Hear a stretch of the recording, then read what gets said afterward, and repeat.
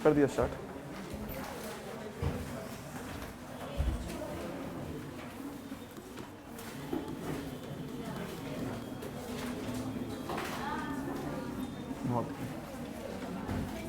तो जो फिजिक्स होता है भौतिकी होता है। हाँ, जो भौतिकी होता है फिजिक्स होता है, फिजिक्स के विषय में आज हम देखने वाले हैं और इसमें क्या क्या पढ़ने वाले हैं, क्या क्या इंक्लूड किया जाता है उसके विषय में हम देखेंगे। और जो स्टार्ट करने वाले हैं वो आज स्टार्ट करने वाले हैं हम प्रकाश से स्टार्ट करने वाले हैं। पर प्रकाश से पहले अन्य जो टॉपिक्स होते हैं जिसमें फिजिक्स में आते हैं उन पर हम प्रकाश डालने वाले हैं। ये कौन कौन से टॉपिक्स हैं। तो भौतिकी बेसिकली यदि हम भौतिकी देखते हैं तो भौतिकी होता क्या है बेसिकली, यदि हम फिजिक्स देखते हैं तो फिजिक्स होता है मतलब किसी भी भौतिक वस्तु का, भौतिक पदार्थ के भौतिक गुणों का अध्ययन, भौतिक गुणों का सुव्यवस्थित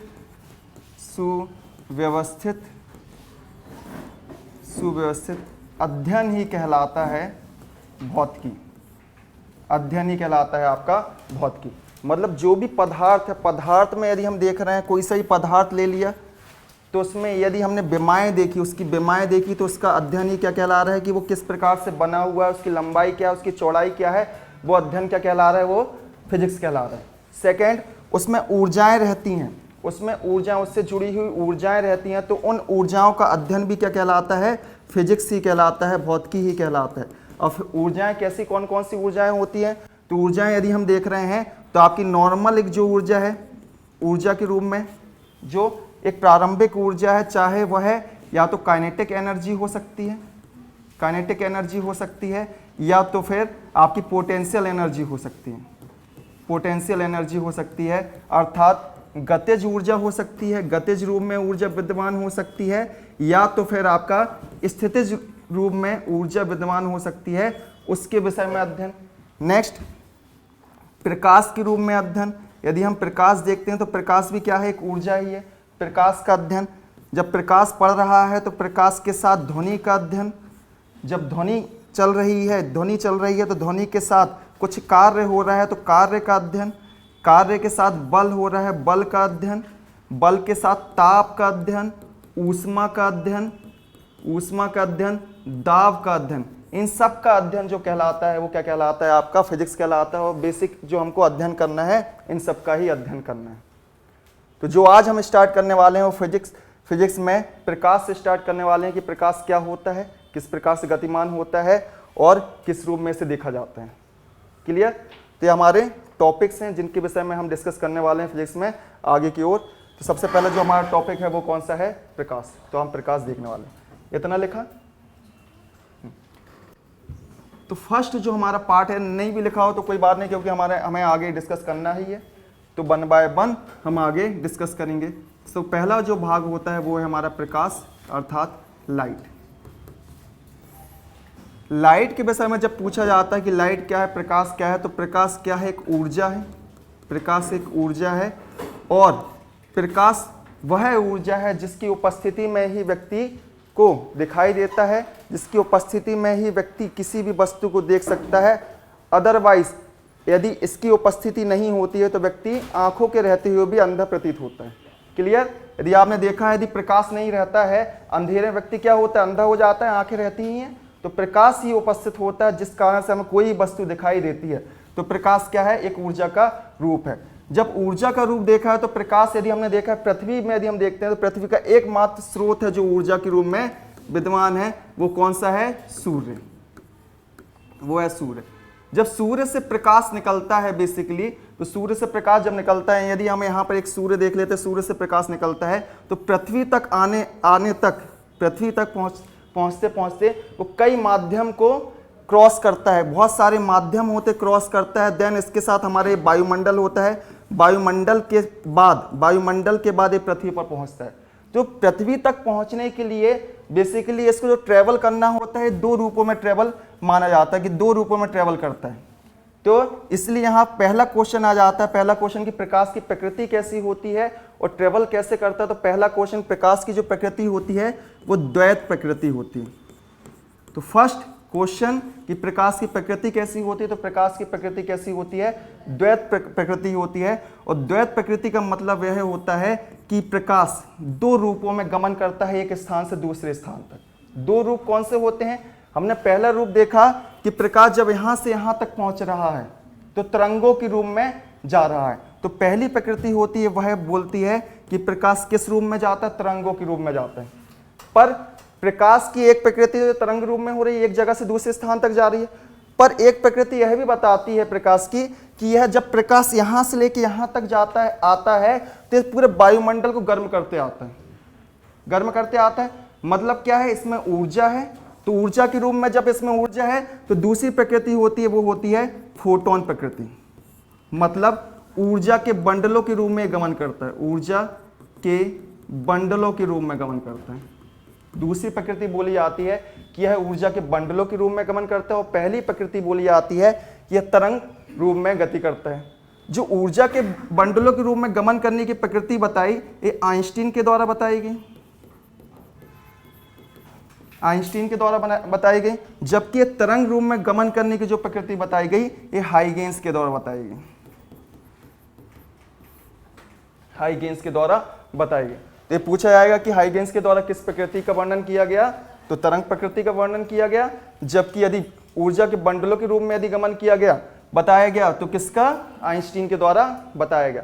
अब एक तरंग प्रकृति या तो फोटोन ऊर्जा के बंडलों के रूप में जब गमन करता है, प्रकाश एक जगह से दूसरी जगह गमन करता है, तो ये कुछ तो इसमें डिस्कशन हुआ होगा कि आप कैसे बोल सकते हो कि तरंग के रूप में गमन कर रहा है या तो फिर फोटोन के रूप में गमन कर रहा है, कुछ तो प्रूफ करना पड़ा होगा। तो जो प्रूफ था तो यहाँ पर तरंग के रूप में जो गमन प्रूफ स्पष्ट हुआ, वो पहला प्रूफ था परावर्तन, कि प्रकाश तरंग के रूप में गमन करता है। कौन सा फिनोमेना बताता है, परावर्तन की जो घटना होती है वही बताती है कि यह तरंग के रूप में गमन करता है। सेकेंड कौन सी घटना होती है कि यह प्रकाश तरंग के रूप में गमन करता है, तो अपवर्तन की घटना, अपवर्तन की घटना होती है, यह भी बताती है कि प्रकाश तरंग के रूप में गमन करता है। तीसरी घटना कौन सी होती है, तो तीसरी घटना होती है पूर्ण आंतरिक परावर्तन की घटना, पूर्ण आंतरिक परावर्तन की घटना। तीसरी घटना कौन सी है कि पूर्ण आंतरिक परावर्तन की घटना है, जो तीसरी घटना है, जो यह बता रही है कि प्रकाश किस रूप में गमन कर रहा है, प्रकाश गमन कर रहा है एक तरंग के रूप में। चौथी घटना कहाँ है, जो चौथी घटना यहां पर मैं लिख रहा हूं, चौथी घटना है व्यतिकरण की घटना, व्यतिकरण की घटना। पांचवी घटना कौन सी है, तो वर्ण विक्षेपण की घटना, वर्ण विक्षेपण की घटना। छठी घटना क्या है, तो विवर्तन की घटना, विवर्तन की घटना। सातवीं घटना क्या है, तो ध्रुवण की घटना, तो ध्रुवण की घटना। अब सीधे सीधे यहां से क्वेश्चन पूछा जाएगा, इनमें से कौन सी घटना यह प्रस्तुत करती है कि प्रकाश एक तरंग के रूप में गमन करता है। तो यहां से जो 7 घटनाएं, सातों घटनाओं को हमको याद रखना होगा, और हम अभी one by one, step by step जब चलेंगे तो इन घटनाओं को ही समझेंगे कि ये घटना होती क्या है और किस रूप में स्पष्ट करती है कि तरंग के रूप में गमन कर रही है। तो सबसे पहले हमने, यदि हम देखते हैं कि परावर्तन की घटना, ये परावर्तन की घटना से देखने से पहले अभी हमने इसको भी देखना है कि ये जब फोटोन के रूप में एज अ ऊर्जा के बंडलों के रूप में गमन करता है प्रकाश, तो कौन सी घटना होती है जो हमें यह बताती है कि ऊर्जा के बंडलों के रूप में भी गमन करता है। तो हमने अब भी बताया, जब प्रकाश चलता है तो ऊर्जा के बंडलों के रूप में गमन करता है, तो क्या करता है, गर्म करते जाता है। क्लियर। तो पहला जो इफेक्ट होता है वो इफेक्ट होता है photo electric effect, photo electric effect. Photo electric effect हम देखते हैं सोलर पैनल में देखते हैं, ठीक है। सोलर पैनल में देखते हैं फोटोन्स गिरते हैं, सोलर एनर्जी गिरती है, सोलर एनर्जी से हम क्या प्राप्त करते हैं, बेसिकली इलेक्ट्रिसिटी प्राप्त करते हैं। तो पहला इफेक्ट जो पूछा जाता है कि कौन सा इफेक्ट यह प्रदर्शित करता है कि यह ऊर्जा के बंडलों के रूप में गमन करता है, तो फोटो इलेक्ट्रिक इफेक्ट, यहीं से फोटोन से आ गया फोटो इलेक्ट्रिक इफेक्ट। सेकंड कौन सा होता है, तो सेकंड होता है आपका कॉम्पटन इफेक्ट, कॉम्पटन इफेक्ट। तो ये दो इफेक्ट होते हैं जो बताते हैं कि यह ऊर्जा के बंडलों के रूप में गमन करते हैं। और फर्स्ट जो हम देखने वाले हैं कि परावर्तन की घटना क्या होती है और उससे संबंधित कितने फिनोमेना होते हैं, किस प्रकार से परावर्तन संपन्न होता है। तो यहाँ पर सबसे पहले हमने क्या देखना है कि यहाँ पर हमने देखा कि द्वैत प्रकृति होती है, दो रूपों में चल रही है, एक तरंग के रूप में चल रही है, एक ऊर्जा के बंडल के रूप में चल रही है। अब तरंग के रूप में चल रही है, जो परावर्तन घटना है, कैसे परावर्तन घटना संपन्न होती है, क्लियर। और यहाँ से संबंधित कैसे क्वेश्चन आते हैं, इतना लिखा, सबका लिख गया इतना। हाँ, अब आते हैं हम परावर्तन घटना। तो जब प्रकाश यदि हम देखते हैं, परावर्तन की घटना यदि हम देखते हैं, परावर्तन अर्थात रिफ्लेक्शन, रिफ्लेक्शन, परावर्तन अर्थात रिफ्लेक्शन। जैसे हमको पता है कि हमारा एकमात्र सोर्स क्या है, सूर्य। सूर्य से जब प्रकाश चलता है बेसिकली, तो सूर्य का जो प्रकाश चलता है, इसकी स्पीड पूछी आती है, सीधे सीधे सूर्य के प्रकाश की स्पीड पूछी आती है। तो इसकी स्पीड होती है 3 × 10⁸ मीटर पर सेकेंड होती है। फर्स्ट क्वेश्चन यहीं से आता है कि प्रकाश की स्पीड कितनी होती है, तो प्रकाश की स्पीड होती है 3 × 10⁸ मीटर पर सेकेंड। सूर्य से पृथ्वी तक पहुंचने में जो समय लगता है, वो समय लगता है 500 सेकेंड, लगभग 500 सेकेंड का समय लगता है। और इसको 8 मिनट 20 सेकेंड के रूप में भी निरूपित किया जाता है। 8 मिनट 20 सेकेंड के रूप में, या तो 500 सेकेंड क्वेश्चन आंसर आएगा, या तो फिर 8 मिनट 20 सेकेंड। ये सूर्य प्रकाश हो गया। जबकि यदि चंद्रमा का प्रकाश पूछा जाता है, मून लाइट को समय लगता है, वो होता है 1.28 सेकेंड। 1.28 सेकेंड में पृथ्वी पर चंद्रमा का प्रकाश पहुंच जाता है। पर चंद्रमा हमारे लिए सोर्स नहीं है। ऐसा यदि हम देखते हैं, प्रकाशिक सबसे महत्वपूर्ण प्रकाशिक सोर्स नहीं है, क्योंकि वो खुद किससे एनर्जी लेता है, सूर्य से लेता है। तो एकमात्र सोर्स है जो है हमारा सूर्य। अब सूर्य से जो एनर्जी निकलती है, तो एनर्जी पहुंचती कहां पर है, बेसिकली यदि हमारी पृथ्वी पर पहुंची, कोई मटेरियल यहाँ पर रखा हुआ है, या तो फिर मैंने यह मटेरियल ये नहीं लिया, यह पृथ्वी ही ले ली, क्लियर। यहाँ से पृथ्वी ली, ये प्रकाश यहाँ पर गिरा, पृथ्वी पर गिरा, और उसी माध्यम में परावर्तित हो गया, उसी माध्यम में लौट गया। मतलब कोई प्रकाशिक किरण किसी परावर्तित, किसी अपारदर्शक माध्यम से टकराकर उसी माध्यम में वापस लौट जाए, तो इस घटना को बोला जाता है परावर्तन। उसी माध्यम में लौटने की घटना को परावर्तन कहा जाता है। अब यहां पर जो प्रकाशिक किरण गिरती है, किसी भी अपारदर्शक सतह पर जो प्रकाशिक किरण गिरती है, उसको बोला जाता है आपतित किरण। आपतित किरण कहा जाता है, इंग्लिश में बोला जाता है इंसिडेंट रे। जो प्रकाशिक किरण गिर रही है उसको आपतित किरण कहा जाता है, जो लौट रही होती है उसको कहा जाता है परावर्तित किरण। परावर्तित किरण। नेक्स्ट, आपतित किरण, परावर्तित किरण जहां पर मिलती है, वहां से एक जो लंब जाता है उसको कहा जाता है अभिलंब। उसको कहा जाता है अभिलंब। तो फर्स्ट यहां से एक नियम आ जाता है, ये थीटा आई होगा, ये थीटा आर होगा। अब परावर्तन का नियम पूछे जाते हैं। परावर्तन के नियम कितने होते हैं, तो परावर्तन के 2 नियम होते हैं। पहला नियम यहां से निकल के आता है कि जो आपतित किरण है, यहां पर ये आपतित किरण है, ये परावर्तित किरण है, और ये अभिलंब है। आपतित किरण, परावर्तित किरण और अभिलंब हमेशा एक समतल में होते हैं। मतलब आपतित किरण, फर्स्ट आपका जो लॉ होगा वो लॉ ए होगा, आपतित किरण, परावर्तित किरण तथा अभिलंब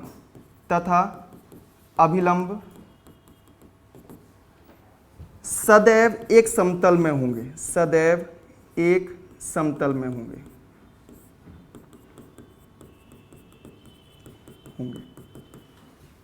नेक्स्ट यहां का ये आता है, नेक्स्ट जो लॉ बोलता है कि जब आपतित किरण होती है, आपतित किरण अभिलंब के साथ जो एंगल बनाती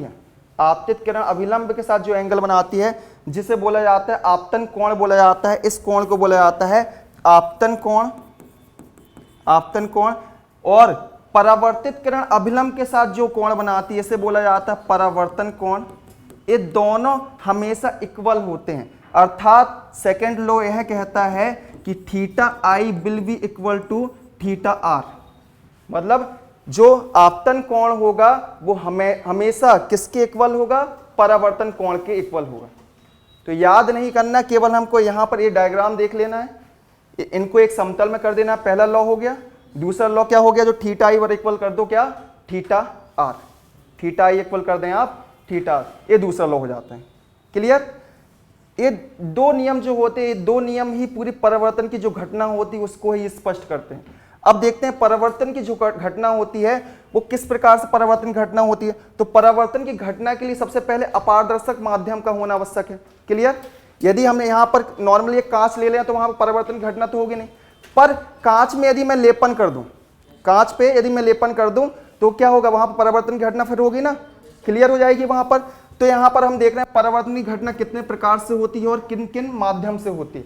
तो जो परावर्तन की घटना होती है, बेसिकली परावर्तन की जो घटना होती है, सबसे पहले तो हमने देख लिया परावर्तन होता क्या है। तो परावर्तन की घटना होती है, पहला जो होती है जिसको पढ़ा जाता है पहला समतल मिरर के द्वारा, समतल मिरर के द्वारा, और दूसरी जो घटना होती है वो होती है गोलीय दर्पण के द्वारा। पहला समतल दर्पण के द्वारा होता है और दूसरी जो घटना होती है वो गोलीय दर्पण के द्वारा होती है। अब समतल दर्पण के द्वारा या तो गोलीय दर्पण के द्वारा जो भी घटना हो रही है, ये बेसिकली ये परावर्तन दो प्रकार का होता है। इनके द्वारा तो अभी हम देखते हैं, यहां पहले सबसे पहले परावर्तन देखते हैं कि परावर्तन कितने प्रकार का होता है। तो परावर्तन दो प्रकार का होता है। पहला परावर्तन होता है वो नियमित परावर्तन होता है, और दूसरा जो परावर्तन होता है वो अनियमित परावर्तन होता है। अनियमित परावर्तन होता है। पहला परावर्तन होता है वो नियमित परावर्तन होता है, दूसरा परावर्तन होता है वो नियमित परावर्तन होता है। मैंने इनको इसलिए यहां पर रोका क्योंकि समतल दर्पण के द्वारा जो परावर्तन होता है वो नियमित परावर्तन कहलाता है, वो नियमित परावर्तन कहलाता है। या तो गोलीय दर्पण के द्वारा जो परावर्तन होगा वो भी नियमित परावर्तन कहलाएगा। पर नियमित परावर्तन क्या होता है, तो नियमित परावर्तन सीधे सीधे पूछा जाता है, और पहले एग्जामों में बहुत एग्जाम में पूछा गया है कि नियमित परावर्तन क्या होता है। तो नियमित परावर्तन वह परावर्तन होता है जो एक समतल सतह से परावर्तित हो, समतल सतह से परावर्तित हो, और इस प्रकार परावर्तित हो कि आने वाली किरणें जो आपतित किरण हो और जो परावर्तित किरण हो, और जो परावर्तित किरण हो वो एक दूसरे के कैसे हो, समानांतर हो। मतलब नियमित, रेगुलर, वो ऐसे ना हो, ऐसे नहीं होंगी कि यहां से रेगुलर हो, मतलब ये समानांतर है और ये समानांतर नहीं है। पर ऐसा हो जाता है, यदि ऐसा हो जाता है तो इसमें लिखा ही है साफ, आ लिखा है और अनियमित हो गया है। यदि ऐसा हो जाता है तो कौन सा परावर्तन कहलाएगा, वो कहलाएगा अनियमित परावर्तन। और अनियमित परावर्तन कैसी सतह से होगा, जब यहां हमने लिखा कैसी सतह से हो रहा है, समतल सतह से हो रहा है, तो अनियमित परावर्तन कैसे होगा, खुरदुरी सतह से होगा। अनियमित परावर्तन कैसा होगा, खुरदुरी सतह से। तो सीधे सीधे पूछा जाता है क्वेश्चन कि अनियमित परावर्तन जो होता है वो किस प्रकार की सतह से संपन्न होता है। ये क्वेश्चन है सब, यहां पर आपको फर्स्ट क्वेश्चन ये है, सेकंड क्वेश्चन ये अनियमित परावर्तन किस प्रकार की सतह। जब आप क्वेश्चन देखोगे तो आपको समझ में आएगा ये क्वेश्चन किस प्रकार से बनते हैं। क्लियर। अनियमित परावर्तन होता है वो खुरदुरी सतह से होता है, और खुरदुरी सतह से जब होता है तो इसमें आने वाली किरणें या तो फिर जाने वाली किरणें एक दूसरे के समानांतर नहीं होती, एक दूसरे के समानांतर नहीं होती। अनियमित परावर्तन की डेफिनेशन ही ये है कि खुरदुरी सतह से होता है। सबसे पहला कैसी सतह से, खुरदुरी सतह से हो रहा है, जबकि उसमें आने वाली किरणें और जाने वाली किरणें एक दूसरे के समानांतर नहीं होती, पर समतल में या तो नियमित में होती हैं। इस प्रकार का परावर्तन कहाँ देखने मिलता है, बेसिकली समतल परावर्तन या तो नियमित परावर्तन। जैसे नॉर्मली हमने क्या किया, एक मिरर लिया, सबने किया होगा, मिरर लिया, वहां से रे आई और आपने यहाँ पर चमका दिया ऊपर, है ना, चमका दिया तो चमकने लगता है ना, जहां भी आप चमकाना चाहे तो वहां चमकने लगता है। जबकि यदि अनियमित परावर्तन यहाँ पर सीधे देख रहे हैं, किसी वॉल में देख रहे हैं, यदि हम किसी दीवार में देख रहे हैं परावर्तन, अनियमित परावर्तन देख रहे हैं, तो हर जगह से चमकते हुए दिखाई दे रहा है, नहीं दे रहा है, तो अनियमित परावर्तन है। जबकि केवल एक जगह से चमकती हुई प्रतीत हो रहा है, तो कैसा परावर्तन है, वो नियमित परावर्तन है, जिसमें हमने क्या किया कि जो रे आ रही है उसको ही परावर्तित कर दी और जहां ले जाना चाहते थे हमने उस वहां पर प्रोजेक्ट कर दी। क्लियर। मतलब यहां से आपका मिरर रे वाला है, यहां से रे आई, आपने कहां प्रोजेक्ट कर दी, यहां पर प्रोजेक्ट कर दी, यहां पर चमक रहा है। तो ये क्या है आपका नियमित परावर्तन है। क्लियर। नेक्स्ट, अब जो नियमित परावर्तन होता है, अनियमित परावर्तन होता है, नियमित परावर्तन किसके द्वारा होता है? समतल दर्पण के द्वारा होता है। तो समतल दर्पण के द्वारा जो नियमित परावर्तन होता है उससे प्रतिबिंब का निर्माण कैसे होता है वो देखते हैं। जो प्रतिबिंब का समतल दर्पण के द्वारा प्रतिबिंब निर्माण जैसे होता है, प्रतिबिंब निर्माण। अब सबसे पहले समतल दर्पण क्या है? तो समतल दर्पण वो है गिलास है, वह है कांच है जिसके एक साइड पर क्या कर दिया गया है? लेपन कर दिया गया है। वह कांच है, वह गिलास है जिसके एक साइड पर लेपन कर दिया गया है, वही क्या है आपका समतल दर्पण है।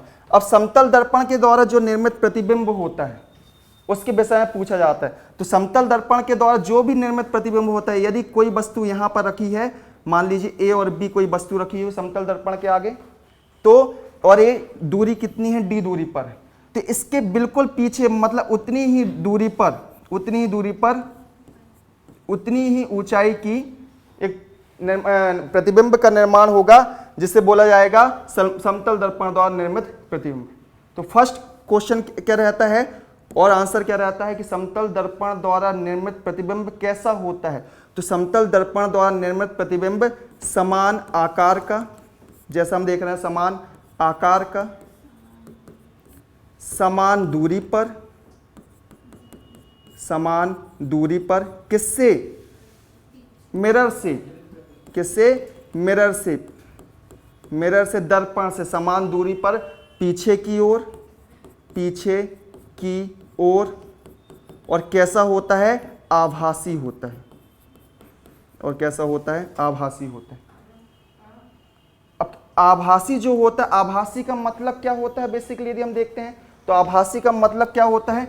इस प्रतिबिंब को आप यदि पर्दे पर प्राप्त करना चाहें, पर्दे पर प्राप्त नहीं कर सकते, इस प्रतिबिंब को पर्दे पर प्राप्त नहीं कर सकते। आभासी प्रतिबिंब का मतलब ये होता है कि ऐसा प्रतिबिंब जिसे पर्दे पर प्राप्त नहीं किया जा सकता, वही आपका कैसा प्रतिबिंब है? वह है आभासी प्रतिबिंब है। क्लियर। नेक्स्ट, यदि यहां पर हमने समान आकार तो देख लिया, समान दूरी भी देख ली, पीछे की ओर उतनी ही दूरी पर बन रहा है, पर इसमें एक डिफरेंस भी होता है। डिफरेंस क्या होता है कि डिफरेंस ए होता है, थर्ड नंबर का पॉइंट है। थर्ड नंबर का पॉइंट क्या है? डिफरेंस ये होता है कि पार्श्वीय उल्टा होता है। पार्श्वीय उल्टे होने का मतलब ये होता है कि यदि प्रतिबिंब का हमारा जो राइट हैंड होगा वो लेफ्ट में दिखाई देगा, जो लेफ्ट हैंड होगा वो किस में दिखाई देगा? राइट में दिखाई देगा। यही कहलाता है आपका पार्श्वीय उल्टा। तो सीधे सीधे पूछा जाता है कि ये सब तो है, विशेषताएं हैं, इनमें से कौन सी विशेषता समतल दर्पण द्वारा निर्मित प्रतिबिंब की नहीं है? तो कौन सी विशेषता नहीं है? मतलब इनके अतिरिक्त जो विशेषता आ रही है वो नहीं होगी। क्लियर। तो हमको ये विशेषता सबसे पहले याद होनी चाहिए। नेक्स्ट, समतल दर्पण द्वारा पूछा हुआ क्वेश्चन है, यदि कोई व्यक्ति भी वेग से समतल दर्पण की ओर चलता है, यहां पर यदि ये व्यक्ति खड़ा हुआ है, ये भी खड़ा हुआ है, ये भी वेग से इसकी ओर चल रहा है, मतलब 20 मीटर पर सेकेंड की ओर से चल रहा है। क्वेश्चन है कि 20 मीटर पर सेकेंड की स्पीड से यहां पर चल रहा है, वो दर्पण की ओर चल रहा है, तो उसका प्रतिबिंब किस स्पीड से दर्पण की ओर जाएगा? तो 2v स्पीड से दर्पण की ओर आएगा। किस स्पीड से आएगा? 2v स्पीड से, मतलब 40 मीटर पर सेकेंड की स्पीड से दर्पण की ओर आएगा उसका प्रतिबिंब। क्लियर। 40 मीटर पर सेकेंड से। अब यहां से क्वेश्चन कैसे कैसे पूछे आते हैं, जितने यहां पर पॉइंट है वो तो आपका क्वेश्चन है। नेक्स्ट पॉइंट क्वेश्चन क्या पूछा जाता है कि यदि दर्पण से 20 सेंटीमीटर की दूरी पर कोई वस्तु रखी हुई है, तो वस्तु से प्रतिबिंब कितनी दूरी पर बनेगा? यदि हमने बोला 20 सेंटीमीटर की दूरी पर कोई वस्तु रखी हुई है, तो वस्तु से प्रतिबिंब कितनी दूरी पर बनेगा? 40 सेंटीमीटर की दूरी पर। ठीक है। जबकि दर्पण से यदि प्रतिबिंब पूछा जाता है तो कितनी दूरी पर बनेगा? 20 सेंटीमीटर की दूरी पर बनेगा। क्लियर। ऐसे ही क्वेश्चन आते हैं। तो दर्पण जो आपका समतल दर्पण द्वारा निर्मित प्रतिबिंब और उसकी विशेषताएं जो होती हैं, तो यहां से विशेषताएं हो जाती हैं। और नहीं बेटा, वेग इसलिए दोगुना होता है क्योंकि ये भी वेग से चल रहा है, तो उसको पहुंचने के लिए उसके प्रतिबिंब को पहुंचने के लिए 2b वेग से आना पड़ेगा, क्योंकि एक इसका वेग होगा, एक उसका वेग होगा। जब 2b होगा, एक तो आपके किसका जो वस्तु चल रही है उसका वेग है, एक खुद का भी वेग है उसका, इसलिए 2b वेग से चलेगा और यहां पर प्रतिबिंब तक पहुंचेगा। क्लियर। देन अब आता है जो हमारा समतल दर्पण। समतल दर्पण इतना पूरा हो गया, समतल दर्पण समझ में आया, यही क्वेश्चन है, यही आंसर है आपकी। क्लियर। सेकेंड जो हमने देखा वो कौन सा है, गोलीय दर्पण, कि गोलीय दर्पण द्वारा निर्मित प्रतिबिंब कैसे होते हैं। इतना हो गया, पूरा लिख गया सबका। हाँ, अब गोलीय दर्पण क्या होता है तो वो देखते हैं। गोलीय दर्पण, गोलीय दर्पण है जब हम देखते हैं, साफ स्पष्ट समझ में आ रहा है, दर्पण जो हमें प्राप्त किससे है, एक गोले से प्राप्त है। मतलब यदि कोई गोला हमारे पास इस तरीके का है, इस तरीके का है, किसका गोला है, कांच का गोला। क्लियर है। और यहां से हमने इसको काट दिया, इतना भाग काट दिया और इसको ही अलग कर लिया, इसको ही अलग कर लिया। अब इसको अलग करके इस प्रकार के हमने दो दर्पण बना दिए, दो दर्पण बना दिए। यदि हमने लेपन इस साइड कर लिया, यदि लेपन इस साइड कर लिया और यहां से परावर्तन की घटना स्टार्ट कर दी, यदि मैंने लेपन इस साइड कर लिया तो परावर्तन घटना डेफिनेटली यहीं से होगी। क्या इस साइड से होगी, इसी साइड से होगी। इस साइड से मैंने परावर्तन की घटना स्टार्ट कर ली, तो ये जो दर्पण कहलाएगा वो गोलीय दर्पण का अवतल प्रकार का दर्पण कहलाएगा, अवतल दर्पण कहलाएगा, अवतल दर्पण कहलाएगा। सेकेंड, यदि मैंने क्या किया कि यहां पर लेपन कर दिया, यहां पर लेपन कर दिया और यहां से परावर्तन की घटना स्टार्ट कर दी, यहां से परावर्तन घटना स्टार्ट कर दी, तो ये दूसरा जो दर्पण कहलाएगा वो कहलाएगा उत्तल दर्पण, उत्तल दर्पण। अब यहां से जो अवतल दर्पण होता है, उत्तल दर्पण होता है, यहां से सबसे अधिक क्वेश्चन पूछे आते हैं। यहां से कौन कौन से क्वेश्चन पूछे आते हैं कि जैसे यदि हमने देखा कि समतल दर्पण में जो प्रतिबिंब बनता है कैसा बनता है, समान आकार का बनता है, समान दूरी का बनता है, पार्श्व भी उल्टा रहता है। क्लियर, बस इतना बस देखा।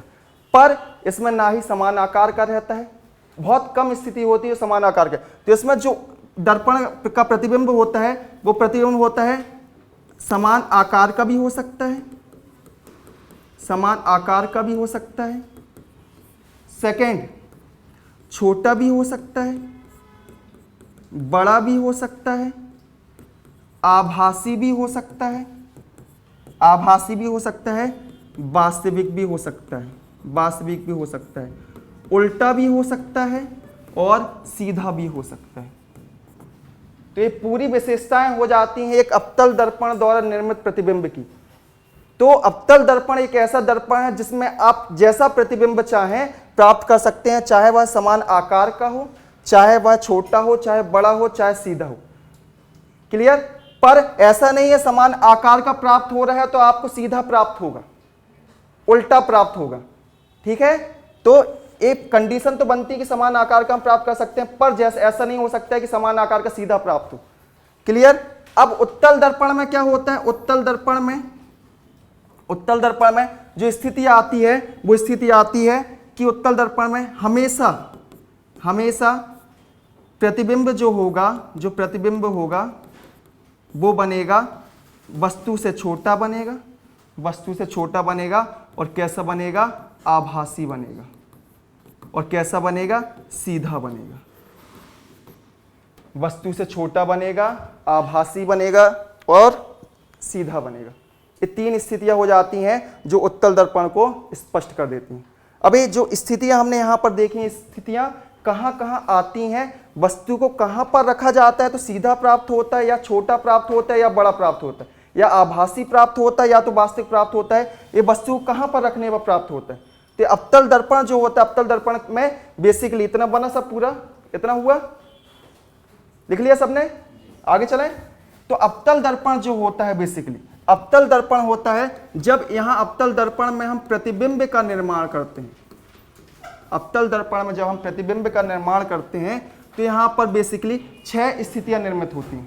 पहला, वस्तु की स्थिति हम देखते हैं। वस्तु की स्थिति कहां पर रखी गई है, फर्स्ट वस्तु की स्थिति, वस्तु की स्थिति। सेकंड जो होता है प्रतिबिंब की स्थिति, पूछा जाता है कि प्रतिबिंब की स्थिति कहां पर होगी, प्रतिबिंब की स्थिति कहां पर होगी।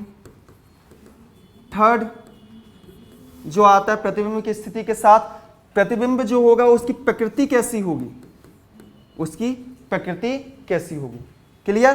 तो 6 स्थितियां बनती है। 6 स्थिति पहले हम जो फर्स्ट स्थिति लेते हैं वो स्थिति लेते हैं हम अनंत से, इंफिनिटी। मतलब वस्तु को यदि अनंत पर रख दिया जाए तो अनंत पर कोई वस्तु को तो वैसे रख ही नहीं जा सकता, क्योंकि अनंत ही पकड़ना मुश्किल है। पर हमारे पास अनंत पर एक पहले से अवेलेबल वस्तु है जो है सूर्य।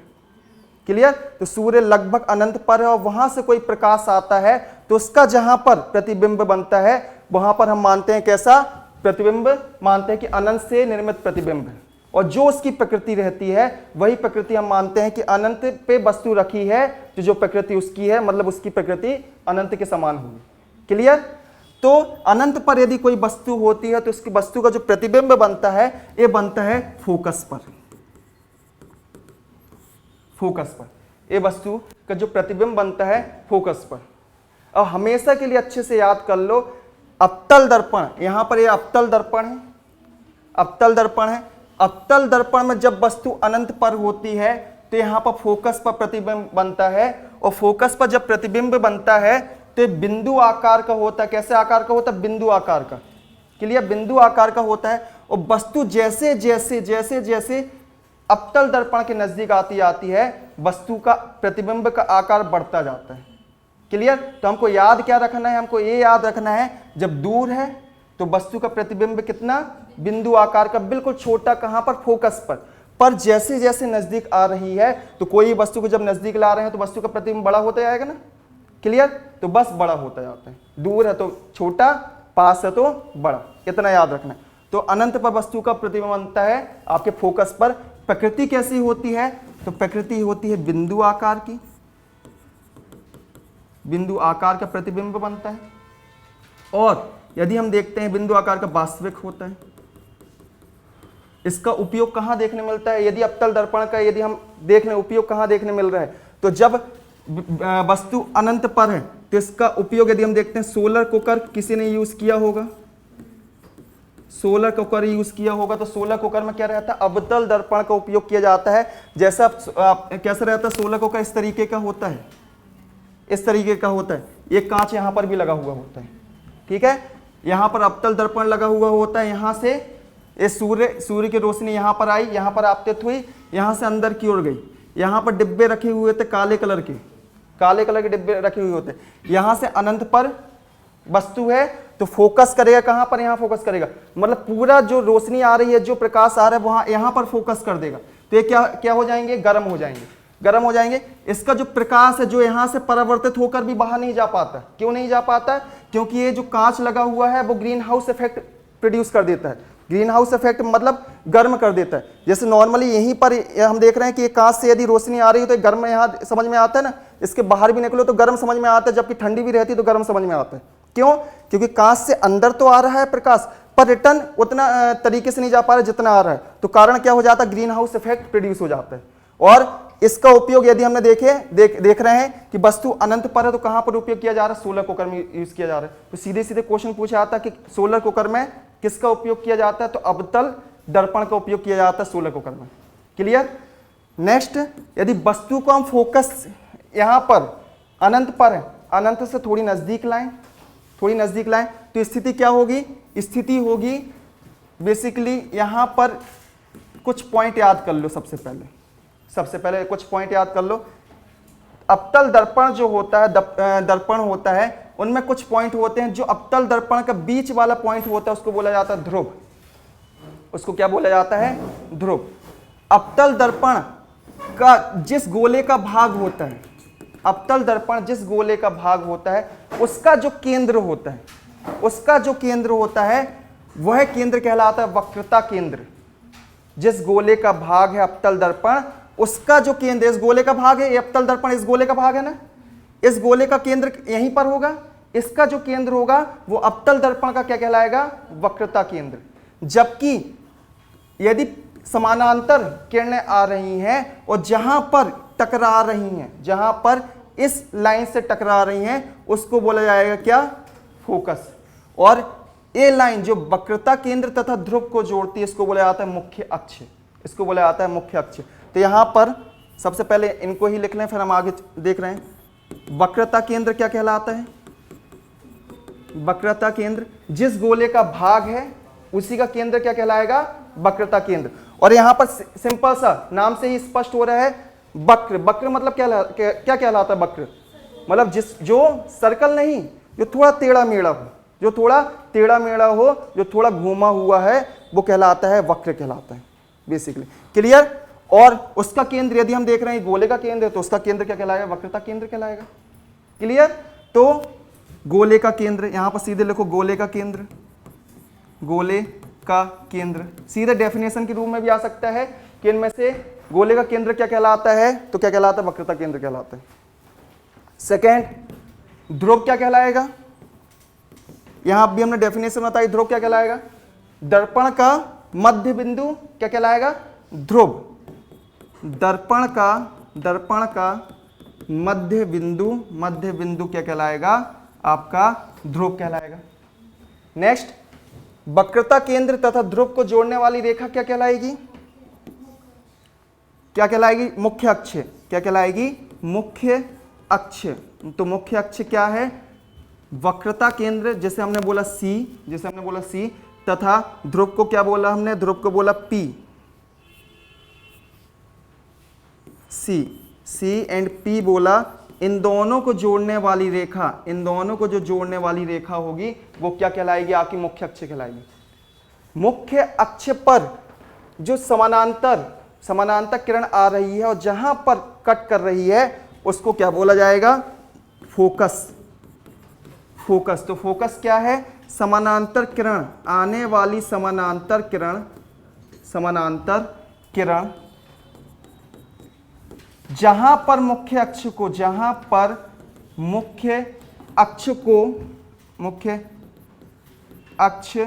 को कट करेगी या तो प्रतिच्छेद करेगी, वही क्या है? आपका फोकस है, वही आपका फोकस है। तो फोकस क्या है? यहां समानांतर किरण आई और जहां पर कट की वही फोकस। तेज 4 पॉइंट याद हुए कि 4 पॉइंट क्या है? कि कोई पूछे वक्रता केंद्र क्या है तो वक्रता केंद्र क्या है, ध्रुव क्या है तो ध्रुव क्या है, फोकस क्या है तो फोकस क्या है, मुख्य अक्ष क्या है तो मुख्य अक्ष क्या है। क्लियर? अब यहां से बेसिकली कुछ नियम भी होते हैं। प्रतिबिंब बनने के पर हमको प्रतिबिंब बनने के नियम को याद नहीं रखना है, केवल हमको याद रखना है कि कहां पर प्रतिबिंब बनता है, जब वस्तु कहां पर होती है। क्लियर? तो सबसे पहला तो हमने ये देखा कि वस्तु का प्रतिबिंब कहां बन रहा है। तो वस्तु का प्रतिबिंब कहां बन रहा है? ये बन रहा है आपके अनंत पर है तो फोकस पर बन रहा है। क्लियर? अनंत पर है तो फोकस बन रहा है, पहला हो गया। सेकंड देख लो, सेकंड कहां पर वस्तु को रखेंगे? अब हम आगे बढ़ा रहे हैं तो कहां पर रखना चाहिए? कहां पर? बीच में, अनंत और वक्रता केंद्र के बीच में। ये वस्तु है, ये वक्रता केंद्र है, ये फोकस है, P है। क्लियर? कहां पर रखेंगे? सेकंड। जो सेकंड हमें केवल वस्तु को रखना है, बनाना कुछ नहीं है, केवल याद रखना है कि अब यहां पर रखेंगे वस्तु को। क्लियर? यहां पर वस्तु को रख दिया, मीन्स यहां इंफिनिटी है, वक्रता केंद्र के बीच में रख दिया वस्तु को। तो कहां पर प्रतिबिंब बनेगा? प्रतिबिंब बनेगा आपके, अभी फोकस पर बन रहा था तो कहां चले आएगा? यहां पर बीच में बन जाएगा। अर्थात फोकस, प्रतिबिंब जो बनेगा वो फोकस तथा वक्रता केंद्र के बीच बनेगा। अब सीधे सीधे यहां से क्वेश्चन पूछा जाता है कि वस्तु से दोगुना प्रतिबिंब प्राप्त करने के लिए कहां पर वस्तु को रखा जाए, या तो वस्तु के बराबर प्रतिबिंब को प्राप्त करने के लिए कहां पर वस्तु रखा जाए। दे दिया जाता है कि फोकस की दूरी यदि 20 सेंटीमीटर है, फोकस की दूरी यदि 20 सेंटीमीटर है, तो यदि हम वस्तु से बड़ा प्रतिबिंब प्राप्त करना चाहते हैं तो वस्तु को कहां पर रखा जाए? वस्तु से बड़ा प्रतिबिंब यदि हमको पता है अनंत पर रख रहे हैं तो बिंदु आकार का प्राप्त हो रहा है, तो हमको ये पता चल जाएगा फिर कि अनंत से और वक्रता केंद्र के मध्य रखेंगे तब यहां पर बड़ा प्रतिबिंब प्राप्त होगा, थोड़ा बड़ा। पर अभी भी कैसा होगा? वस्तु से छोटा ही होगा, पर वस्तु से बड़ा प्रतिबिंब प्राप्त करने के लिए हमें क्या करना पड़ेगा, वस्तु को वक्रता केंद्र पर रखना पड़ेगा, या तो वक्रता केंद्र या फोकस के बीच में रखना पड़ेगा। क्लियर? जब भी तो यहाँ पर आ जाएगा लंबा सा, तभी हम देख रहे हैं कैसे आते हैं, फिर हम क्वेश्चन बाद बताते हैं। तो फोकस तथा वक्रता केंद्र के बीच में रखा। क्लियर? बना प्रतिबिंब कहाँ बना, ये प्रतिबिंब बना। इसकी प्रकृति जो होती है, इसकी प्रकृति होती है कैसी होगी प्रकृति, सबसे पहले तो वास्तविक होगा। वास्तविक अच्छे से याद कर लो। अवतल दर्पण में 5 पोजीशन ऐसी है जहां पर केवल वास्तविक आता है, जहां पर केवल क्या आता है, वास्तविक। तो वास्तविक अच्छे से याद कर लो। वास्तविक मतलब क्या होता है, तो सीधे सीधे वास्तविक का मतलब भी पूछ लिया जाता है।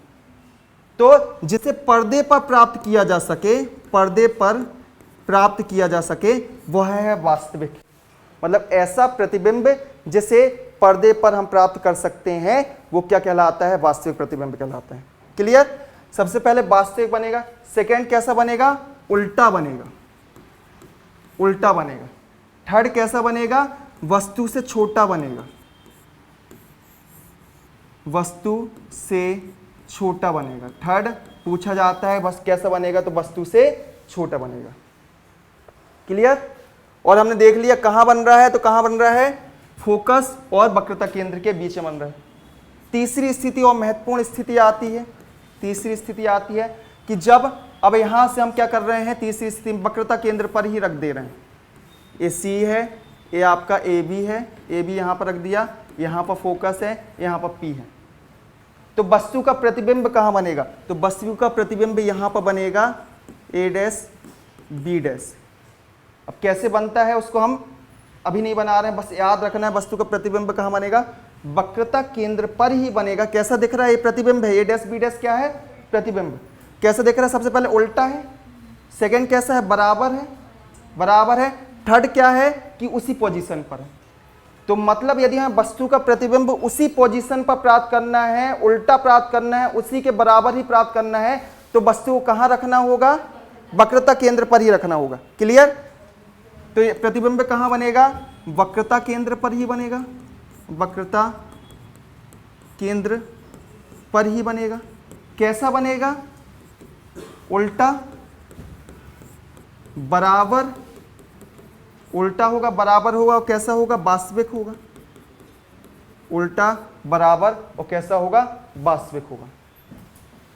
नेक्स्ट पोजीशन आती है, इसके आगे कर दो। मतलब वस्तु का प्रतिबिंब अब कहाँ बनना है, नॉर्मल हमको वस्तु को कहाँ रखना है, सी और एफ के बीच में, यहाँ पर रख दिया हमने, सी और एफ के बीच में रख दिया, ए बी। अब यहाँ पर देख लेना हम कहाँ बना रहे हैं, यहाँ पर बना दे रहे हैं ए डैश बी डैश, ए डैश बी डैश। अब बताओ कि वस्तु का प्रतिबिंब कहाँ बन रहा है और कैसा बन रहा है। सबसे पहले कहाँ बन रहा है, सी और इन्फिनिटी के बीच में बन रहा है। क्लियर? कैसा बन रहा है, प्रकृति यदि पूछा जाए तो प्रकृति कैसी होगी, उल्टा, उल्टा तो दिख रहा है, वास्तविक, वस्तु से बड़ा बन रहा है। क्लियर? तो हमारी सबसे पहले प्रतिबिंब की स्थिति कहाँ पर है, वक्रता केंद्र एंड इन्फिनिटी के बीच में जो प्रतिबिंब की स्थिति होगी, जो प्रतिबिंब की स्थिति है वक्रता केंद्र एंड इन्फिनिटी के बीच में। नेक्स्ट, यदि प्रतिबिंब की प्रकृति पूछा जा रहा है तो आप खुद बता सकते हैं कैसा है, उल्टा है, उल्टा है, बराबर है, क्या बड़ा है, उल्टा है, बड़ा है, और कैसा है, वास्तविक है। उल्टा है, बड़ा है, और कैसा है, वास्तविक है। क्लियर? नेक्स्ट, नेक्स्ट क्या आता है कि यहां पर स्थिति फिर चेंज कर रहे हैं, तो यहां पर चौथी स्थिति, पांचवी स्थिति क्या करेंगे हम, फोकस पर। तो सीधे सीधे जब फोकस पर कोई वस्तु रहेगी तो वस्तु का प्रतिबिंब कहां बनेगा, अनंत पर। क्लियर? तो वस्तु का प्रतिबिंब अनंत पर बनेगा। इतना सबने लिखा, सभी का हो गया, हाँ लिख लो। तो कुछ नहीं करना, केवल हमको पास लाते जाना है, वस्तु को क्या करना है, हमको पास लाते आना है और प्रतिबिंब को दूर करते जाना है और आकार बड़ा करते आना है। बस इतना याद रखना है। एक स्थिति बस ऐसी आती है, मतलब केंद्र, वक्रता केंद्र पर जब हम रखते हैं तो वस्तु उतनी ही बनती है, बराबर बनती है, पर उल्टी बनती है और वास्तविक बनती है। क्लियर हो गया? हाँ, तो नेक्स्ट जो पोजीशन है वो पोजीशन है आपकी 5वां पोजीशन। कहाँ पर रख देते हैं हम? फोकस पर। फोकस पर रख देते हैं तो प्रतिबिंब जो बनेगा वो कहाँ पर बनेगा? अनंत पर। अनंत पर इसका प्रतिबिंब बनेगा। और जब अनंत पर प्रतिबिंब बना तो कैसा प्रतिबिंब रहा? वस्तु से बहुत बड़ा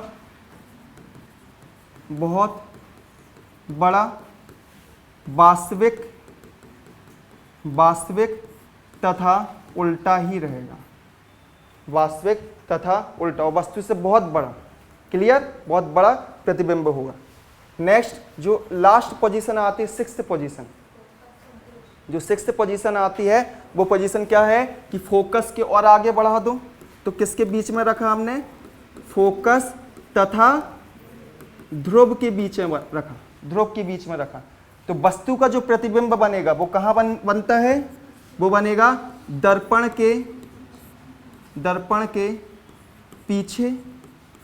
जो वस्तु का प्रतिबिंब बनेगा वो क्या बनेगा? दर्पण के पीछे बनेगा। कैसा बनेगा?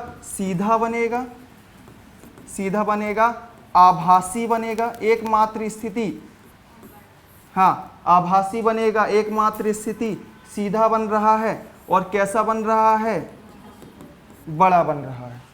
सीधा, बड़ा और आभासी। और कहाँ बन रहा है? दर्पण के पीछे बन रहा है। तो इसको स्टार बना लो और इसको याद रख लो कि कब बनता है।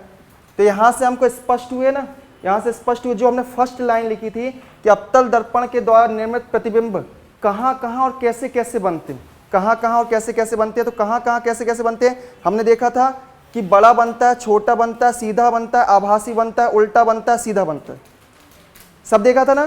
तो सब यहाँ पर पोजीशन हमने देख ली। अब इनका उपयोग, तो उपयोग सबसे पहले लिखो, सबसे इंपॉर्टेंट उपयोग। इनका उपयोग कहाँ कहाँ किया जाता है अवतल दर्पण का? क्योंकि उपयोग ही सबसे महत्वपूर्ण है। यहाँ से ये तो पूछे जाते हैं ही, जब कठिन क्वेश्चन बनाने होंगे तो यहाँ से पूछे जाएंगे, क्लियर।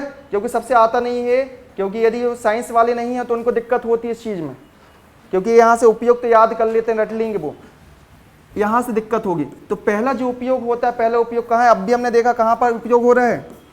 सोलर कुकर में। फर्स्ट उपयोग सोलर कुकर में। सेकेंड उपयोग जो गाड़ी की हेडलाइट होती हैं, गाड़ी की हेडलाइट होती है सोलर कुकर में। जब हमने वस्तु को कहाँ पर रखा था? वस्तु रखी थी फोकस में रखी थी, वस्तु अनंत पर, वस्तु अनंत पर थी, अनंत पर थी, सूर्य अनंत पर था, जब सोलर कुकर में हमने यूज कर लिया था, क्लियर। देन यदि वस्तु को फोकस में रख दें, उसके आसपास रख दें, तो जो लाइट होगी वो कैसी आएगी? सीधी चली आएगी, अनंत तक जाने की कोशिश करेगी। अर्थात हेडलाइट, गाड़ी की जो हेडलाइट होती है उसमें जो उपयोग किया जाता है वो इसी का उपयोग किया जाता है।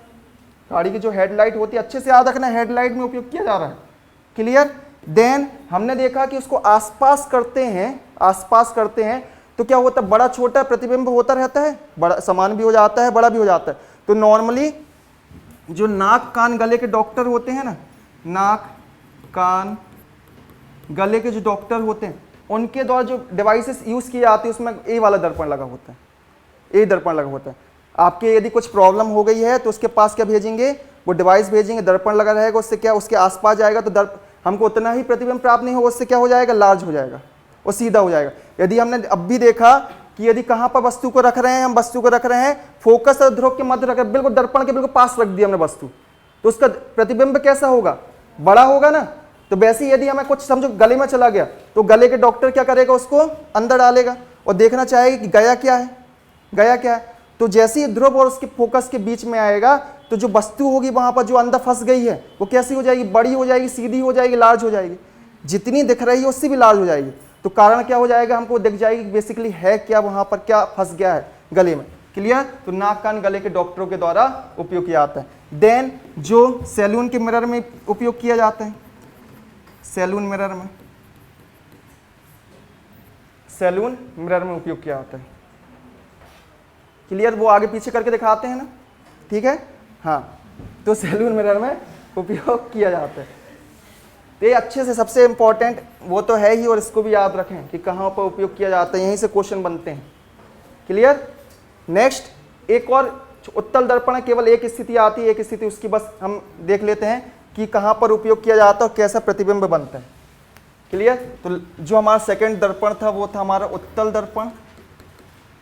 उत्तल दर्पण, तो उत्तल दर्पण के द्वारा जो वस्तु का प्रतिबिंब होता है,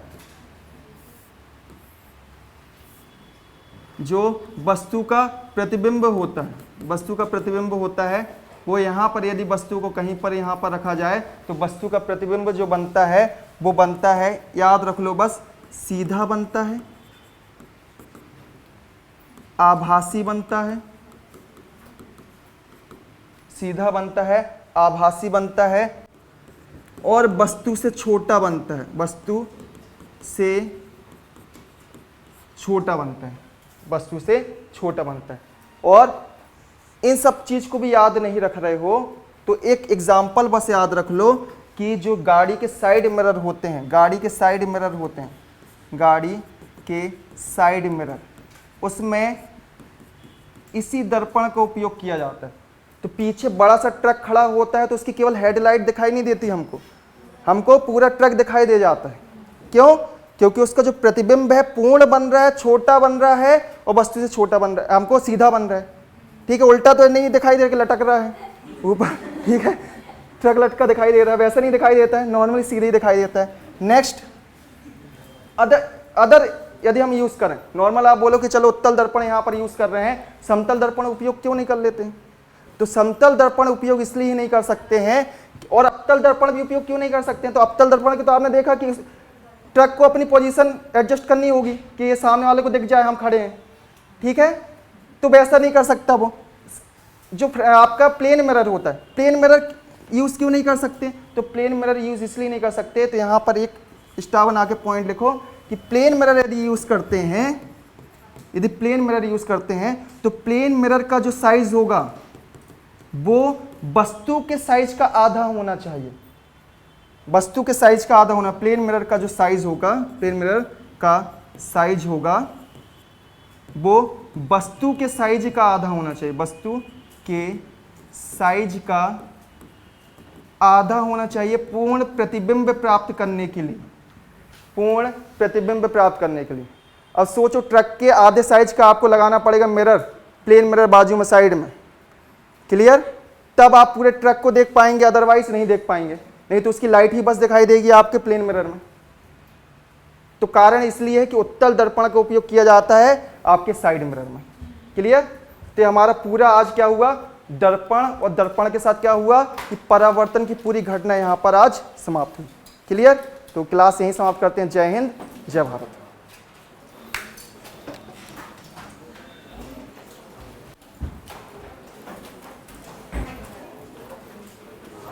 ये जो लास्ट का पॉइंट है बहुत इंपॉर्टेंट पॉइंट है, ये लास्ट वाला पॉइंट,